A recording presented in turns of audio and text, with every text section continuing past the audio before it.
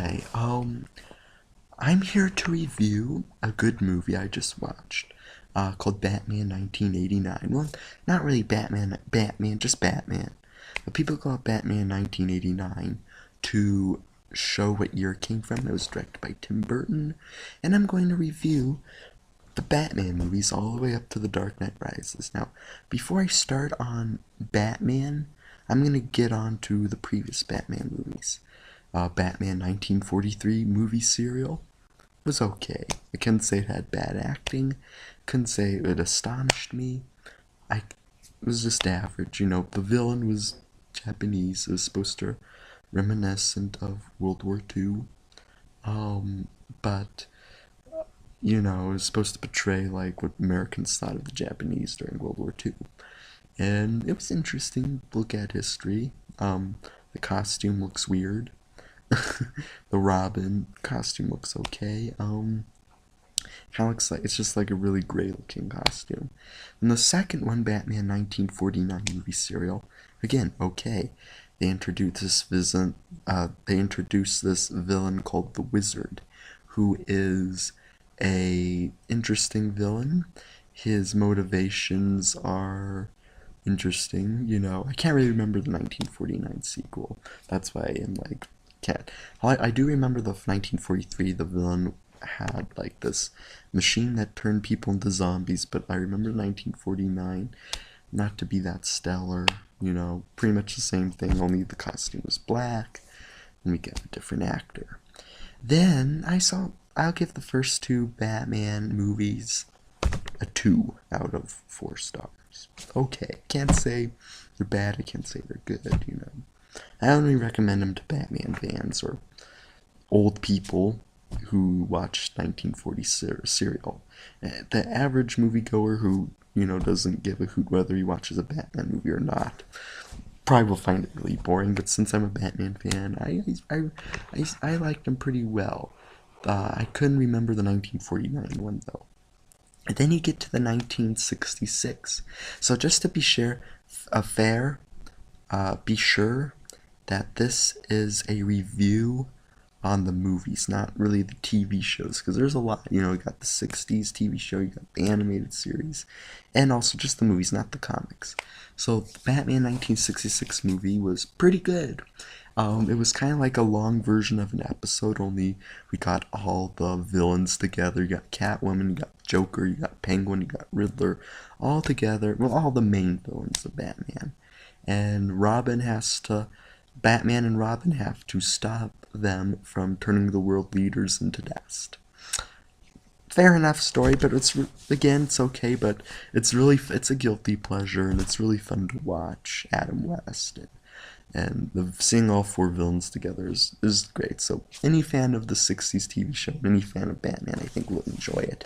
There's just not much to say about it, so I couldn't really give a full video on those 3 Batman things.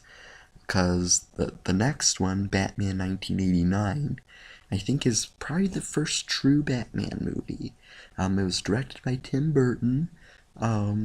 It stars Michael Keaton as Batman, Jack Nicolson as the Joker, and it's really good, a really good movie. It kind of got Batman into the modern style that we know with the Dark Knight and all that.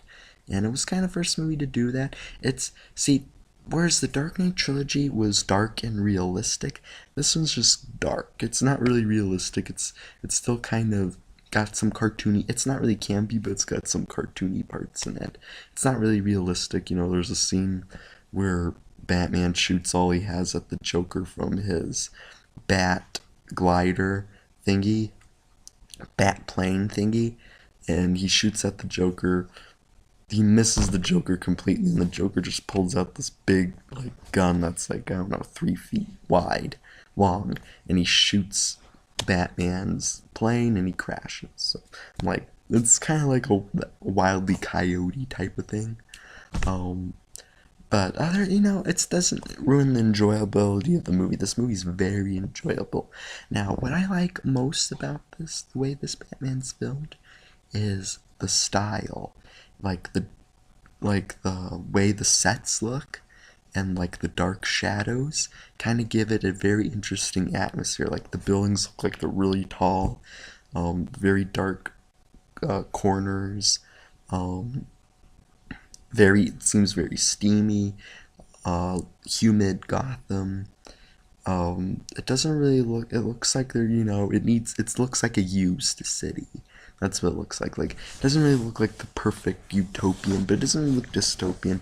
It looks used. It kind of looks like, probably what Times Square looked like in the '80s type of thing. So it's really cool to see. You can't really tell because the style is so interesting. You can't really tell what time period they're in. Like some, like by the way they're dressed, it looks like the 40s, but by like the cars, it could be the 70s. I don't know, but it's really interesting look. It looks like it's an 80s. You could tell it was made in the 80s. Like I'm not saying that like it's dated, but like the film, is very grainy looking. I mean, it's not like stock footage grainy, but like the grain that gives movies a richness to it. It kind of reminds me of The Godfather. I mean, it's not as like amazing in beauty with its visuals, but like the shadows are kind of like The Godfather type, and it's really cool to see a superhero movie in this style. Superhero movies today don't even have this style.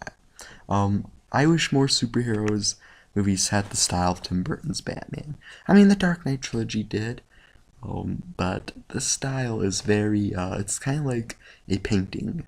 It's very abstract with some realistic qualities to it. It's kind of, you could tell it's a small set, but it feels like this could go on for miles. The only thing that kind of gives it away that it's filmed, if it didn't have this one problem, I would have think this is, what the whole city looks like. I would actually feel like I'm in a city. But the one thing that makes you tell it's on a set is the Monarch Theater is almost in every corner of Gotham. The Monarch, every shot you see of Batman driving by, not every shot, but a lot of them, you see the Monarch Theater. The Monarch Theater is, I guess, like the center of Gotham. I don't know. But the cathedral, the way the cathedral looks, it's very comic book looking, and it's very it kind of looks very labyrinth. So I really love the style that Tim Burton has. It doesn't really go over the top like he did with Batman Returns, but that's later. Michael Keaton as Batman. Now, Michael Keaton as Batman is really good. He shows his emotions, but he seems more calm. Like he seems more accepting of, like he feels like being Batman is normal to him, but maybe not normal to other people. Like Christian Bale knew that his thing maybe isn't, like he kind of portrayed it as more like I can do this, but like I should be Batman, whereas Michael Keaton's Batman's like, I'm Batman. So he kind of treats being Batman as like a job, and that's good because it's an interesting approach to the character, which is very fun to see Michael Keaton do. It's like his expressions are very interesting, like his expressions of how he treats being Batman, like when he's trying to get the guts to say to his girlfriend Vicky Vale that he's Batman, like the way his face looks is kind of funny to watch. Another thing is, I'm not just gonna out of all the Batmans, Michael Keaton's Batman has one interesting characteristic. All the Batmans seem like they have to be Batman, like Christian Bale, Adam West, they all seem like they have to be Batman, whereas Michael Keaton's looks like he needs to be Batman. Like you can feel like not only does he has to be Batman, he needs to be Batman to heal this thing inside of him of his parents being murdered. Like he needs to be Batman. Like it's his job. Like it's not just for everyone in the world, but it's mostly for him. Which I'm not saying the other Batmans don't have. I mean, like Christian Bale, but like you get more of I have to be this rather than I need to be this. I guess what I'm saying is that he seems like he has to do this more for to heal himself rather than to heal society. Like he has to do it's like a therapy for him because of he saw his parents being murdered. Um, and it's just really, really, really interesting. Michael Keaton's Batman. His he doesn't you don't know much about him, but that adds to the mystery of his character, and he really portrays that. Again, the looks on his face, you could tell this he's had some history. Like he's not scarred or anything, but like his reactions. He seems very like even he thinks it's strange, but he's like going along with it really well. Um, um, um, Jack Nicholson as the Joker is awesome. Like he really reminds me of Cesar Romero's Joker a little bit, but not too much. But he has kind of a darker take on Cesar Romero's. Like he again like Batman and the Joker in this movie are very similar, which they should be. They're supposed to be opposites, but their reason of being their character is okay. So the Joker is very bright and colorful, and Batman's very energetic, and Batman's very brooding and dark. But he the Joker has the same motivation as Batman. Again, you kind of feel like this is a heal. He needs to do this so he can heal himself about what happened. He filmed the acid. Like this is healing therapy to be the Joker to him. And it's just really, really Tim Burton. This is like the one Batman where you feel like not only same thing with villain. I'm just repeating myself, but again, I don't have to. Not only do I have to be the Joker, but I need to be the Joker, not just for to influence society, but to help myself. Which is you never see that in superhero movies, and the only one I can think of is maybe The Dark Knight. Well, The Dark Knight, he has to be Batman to say stop the Joker from causing chaos, because the Joker is an anarchist. But so he's doing it for society, and he's doing it for himself, because he's the only one who can do it. But Michael Keaton's, you feel like he has to do this to help himself. I'm not saying that he doesn't help people. He's not doing this for people, but it helps. He does it for himself, not like in a selfish way, but like in he needs to heal himself type of way. And the same thing with the Joker, but maybe with the Joker it's more selfish. So the acting, Jack Nicholson's performance is so over the top. I loved him in The Shining, and he's so great here. Like the way he dance, like the way he kind of switches mood. Like he switches from jealousy to dancing to kind of like joking. You don't know. He's kind of an enigma, I guess you could say. You don't know what's going through his mind. Like he's pretty much Batman's opposite, and Michael Keaton does a great job of being the brooding, calm, thinking Batman, whereas Jack Nicholson's Joker is energetic, over the top. I'm not saying he's like over the top, but like really, I guess hyper, I guess you could say, and colorful. And yeah, he fries the guy and he shoots Bob. Bob didn't need to be shot. Bob was a cool character, but he Jack Nicholson's Joker is just brilliant. I think because he really displays that energeticness, whereas Heath Ledger's displayed like the creepiness of the Joker really well. Like he really got into the psychological torment of the Joker has on society, being an anarchist, whereas Jack Nicholson's, and same thing with Caesar. Well, Caesar Romero kind of felt uh, like a comic book. I'm not saying like I don't want to say comic book, but like a cartoon character. He kind of Jack Nicholson's kind of feels like a hyper artist. He kind of feels like again a cartoon character, but more I don't want to say dark, but like more of a, like, let's say this, like, let's say that the Joker from Cesar Romero's Joker feels more like a Scooby Doo villain, whereas Jack Nicholson's Joker kind of feels like Bugs Bunny. Let's say that. That's kind of how they compare. Like, Cesar Romero's, kind of feels like a comic book Scooby Doo type villain. Kind of like, I would have got away from it if it wasn't for Batman or you meddling kids.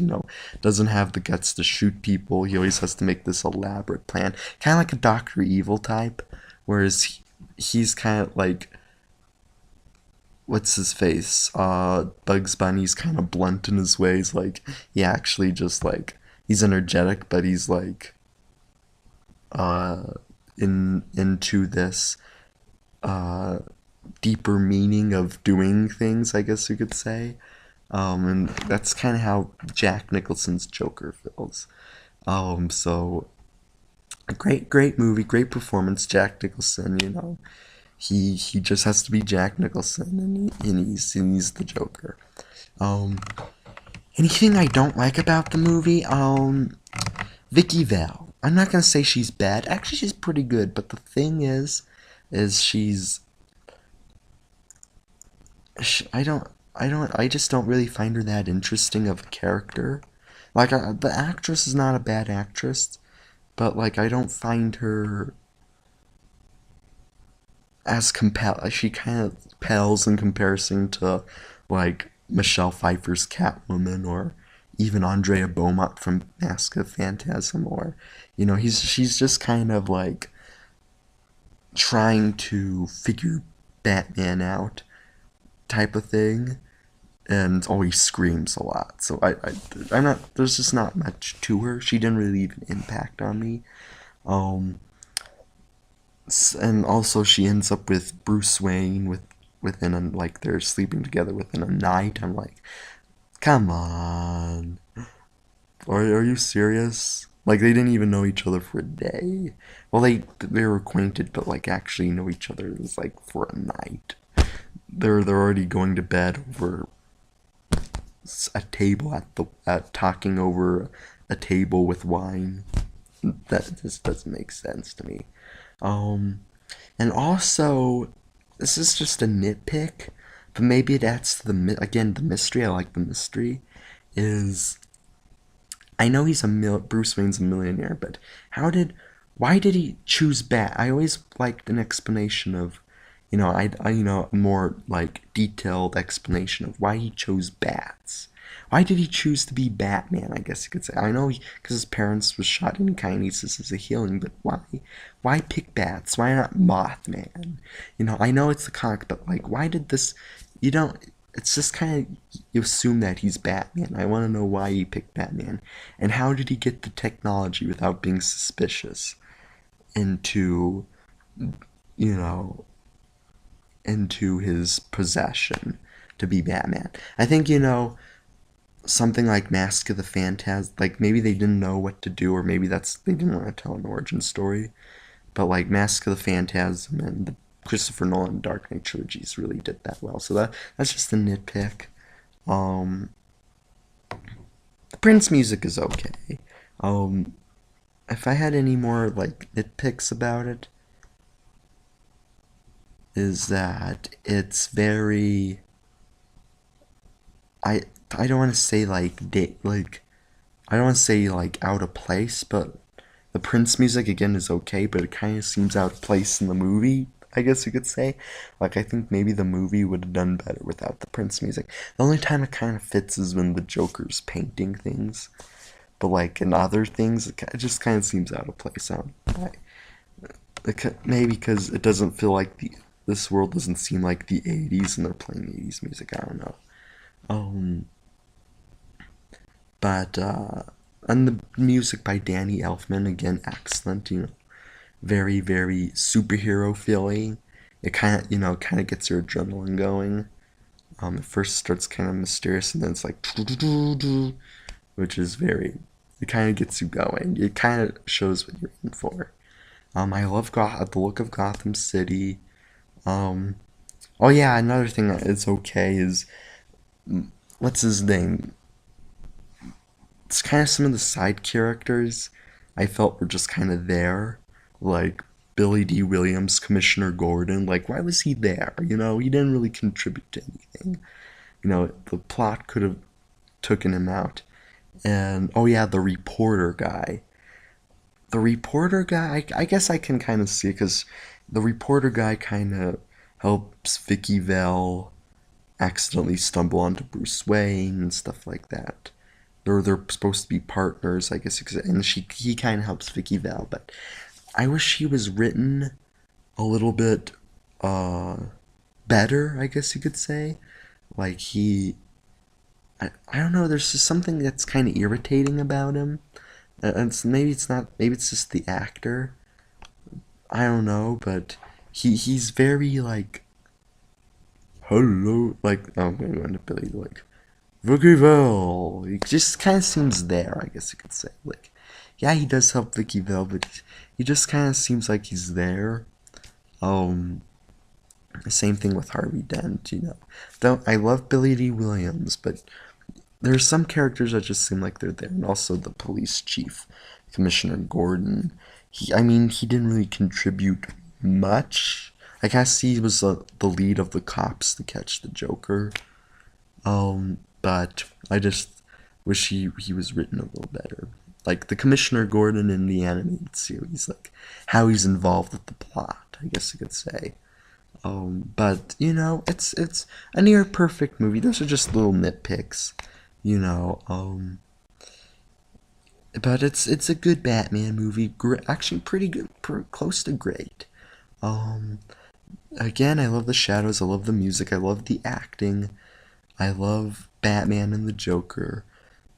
Just some characters are a little irritating, and some characters just seem to be there. Um, just there, not really contributing anything.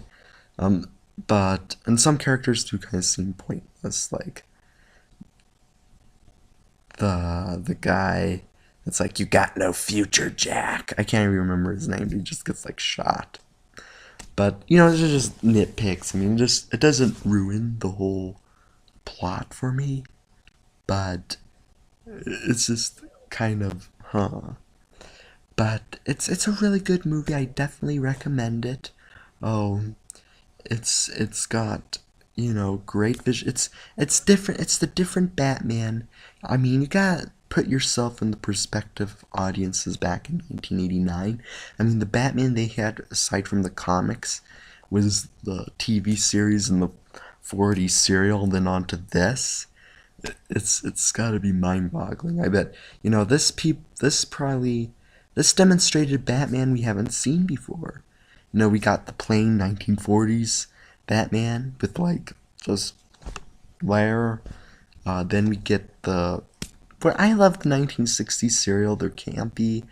You know, it's comparing the 60s serial to the 60s TV show and movie to something like this.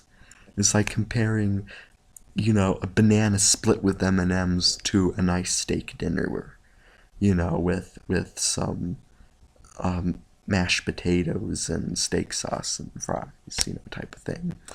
Um, or like a banana split to a fettuccine alfredo. You know, this is like a dinner, and the Batman 1960s is like a dessert. But I love dessert, you know, Adam West is great. But this is like the first Batman movie that demonstrated more of probably what Bob Kane's vision was, I guess you could say. This was like the first modern take on the superhero. Not because it's dark, but, well, yeah, because it's like not campy, but kind of deals with the psychology of. This is like the first week, not only like the darkness of it, but like we get the psychology of Batman, like more of a thinking Batman, like more motivated Batman, I guess you could say motivations.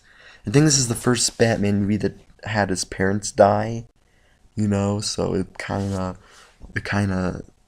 sets up his motivations. This is the first Batman that did that, and so kudos to Tim Burton. The next one he did, Batman Returns, I'll get to that in another video. Um, but this Batman was great. I give it 3.5 out of 4 stars. About I give it about an 89. I give it about an 89%, 85%, 87%. It's got great visuals, compelling protagonist and antagonist, great music. Just wish some of the characters were a little stronger, I guess you could say. I mean, we got 2 really strong characters, but I wish some of the characters would have played a bigger role in the plot. I know it's mostly about Batman and the Joker, but the other characters just kind of seem like, let's say Batman and the Joker were like the king and queen on a chess set, and the other characters just kind of seemed like pawns. Like they didn't really seem like a prince or a rook or type of thing, you know. But they carried along the plot pretty good. I just wish they were written a little better, especially like Harvey Dent. He kind of seemed like he's there, and I wish the other guy would have been more interesting. Like, oh yeah, I think the thing that irritates me is you don't know what to feel about the reporter guy. Don't know what to feel about him. Like, you don't know if he's supposed to be comic relief or he's supposed to be an actual side character that's serious. It's just kind of irritating. Like, he just kind of seems like you don't know what to think about him, I guess you could say. Like, he's there, like he helps Vicky Vale, but he doesn't like make the movie, I guess you can say. Like, he's just kind of, I don't want to say in the way, but like if there was a character that needed to, I would write out of the script, it would be him and Harvey Dent. And probably because Harvey Dent didn't really do anything. At least the police chief, kind of, you can see him leading the police, but he didn't really like help with the case with the Joker, I guess you could say. But then again, you get a great antagonist, you get a great protagonist, great sets, great music, great atmosphere, great way the way this movie's directed. My favorite scene in the movie, because the way it's shot, it just displays the atmosphere of the movie. There's 2 scenes, and it involves the Batmobile. Is when they're driving in the forest, you hear the Danny Elfman, it's like a dark forest, you see the Batmobile, and it just really sets up the mood. It's kind of an interesting, like, bittersweet, artsy, but heroic mood, I guess you could say. And the other is a very heroic mood. It's a scene where he's going through the Axis chemicals with the Batmobile, and he shoots open the doors, like, which I never thought Batman used guns, but I guess he did. Like, he didn't shoot him with his hands, but like it popped out of the Batmobile. And then he drives through the Axis chemicals, and he's like blowing it up, and it's like da da da da da. Well, it's not that one. It's like da da da da da da da da. Just really gets you in the mood. Danny Elfman really composed. This is like one of the best soundtracks ever. Batman movies always had good, memorable soundtracks. Even the 60s, da da da da da da, and then you get da da da da da. Even the Joel Schumachers, da da da da da da da da, and then you get Christian Bale's, Christopher Nolan's, da da da da. Batman movies always had heroic and memorable soundtracks, and this is both memorable, heroic, sets up the avant-garde, gothic look of the movie. Oh yeah, the city looks like a gothic painting, and it's like the way it's designed is just really, it just sets up a really interesting atmosphere for the movie. And like the music accompanies that. So I love movies. Nowadays, music doesn't accompany, unless it's a Christopher Nolan movie, visuals. Music never accompanies visuals. And if you want to see a movie that really accompanies the visual, it helps sets up, it fits the visuals, I guess you could say, and it makes it more memorable and exciting and interesting. is watch this movie Batman, because it really does. Again, those two scenes, and they're my favorite scenes. When he's driving through the forest, he's with Vicky Vale, and it just sets up the mood. That one sets up the mystery of Batman, and the other one sets up the heroism of Batman. Like, the other one makes you feel mystery of the film, and the other makes you feel the heroism of it. And that's just, movies don't do that anymore. Movies don't accompany the visuals. They don't, like, it doesn't fit. Like, a movie should be at least about 40-60% soundtrack and 50-25% visuals. And this movie has a great balance of that, and it really, like, it meshes together really well. Like, the music really helps create an atmosphere for this world. It really sets the tone and the mood, which music doesn't do in movies nowadays. So kudos to Danny Elfman on this movie. So I guess that's all I have to say. I give it about an 87%. Recommend it. Go see it. If you're a Batman fan, you'll love it. If you're a Tim Burton fan, you'll love it. If you're a movie fan, you'll love this. This is really a great movie. Very underrated, you know. When it comes to superhero movies, people think of the Avengers and you know, the stuff that Marvel does, you know, like the Dark Knight. I think of the Dark Knight, Batman Mask of the Phantasm, and Batman 1989. This is a really good superhero movie. You know, great performances. Now, I mean, even though some characters, again, seem like, I don't want to say useless, but kind of like you could write them out and it wouldn't change anything, nobody really gives a bad performance in this movie, which is very, very hard to do. Like, and I'm not saying like something like the Avengers, but like, let's say Batman and Robin, you know, it's very hard to give a good everyone give a good performance in a superhero movie, and this really does it. So great movie. I could watch it. I watch it once every 2 years maybe. I give it 3.5 stars out of 4, and 87%. Great movie. Go see it. You'll know what I'm talking about. The first memorable, I mean, not, I don't want to say memorable, but like the first Batman that really dealt with the psychology and emotions of the true Dark Knight. I would say this is the first true Dark Knight movie. This is the first Batman that displayed what the Dark Knight really represents. And so go see it for yourself. So I'll see you sometime, maybe tomorrow or the next day, for Batman Returns.